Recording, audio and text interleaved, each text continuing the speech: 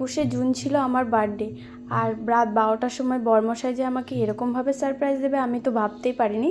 অবশ্য বরমশাই একা না, বরমশাইয়ের অনেক বন্ধুও ছিল। সবাই মিলে রাত 12টার সময় কেক নিয়ে এসে আমাকে সারপ্রাইজ দিয়েছিল।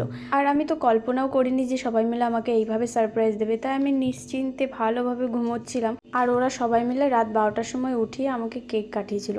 আর আমার এত পরিমাণে ঘুম পেয়াচ্ছিল যে আমি তো বসে কেক কাটবো সেটাই আমার মানে আর কি শক্তি গায়ে কিচ্ছু এনার্জি ছিল না, কেমন যেন একটু অজ্ঞান মতো হয়েছিলাম আমি।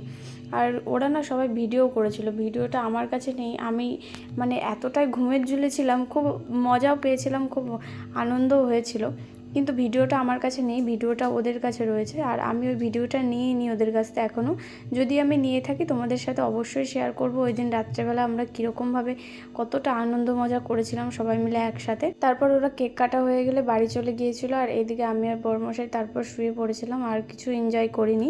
পরদিন সকালবেলা আর কি আমার শ্বশুর শাশুড়ি মিলে ঠিক করে যে আমার ভাইকে এবং আমার কাকার 2 মেয়েকে ডাকবে, আর আমরা নিজেরা একটু সবাই মিলে একসাথে খাওয়া দাওয়া করব। আর এদিকে আমার ভাই আর আমার 2 বোন চলে এসেছিলো, আর মা আমার জন্য কিছু খাবার পাঠিয়েছিল, মা না কাকেও পাঠিয়েছিল। আর এদিকে সবাই মিলে খাওয়া দাওয়া করে নিল। আর রান্না করা হয়েছিল লুচি, আলুর দম আর পায়েস। আর ওদের জন্য কাল রাত্রে একটু কেক তুলে রেখেছিলাম।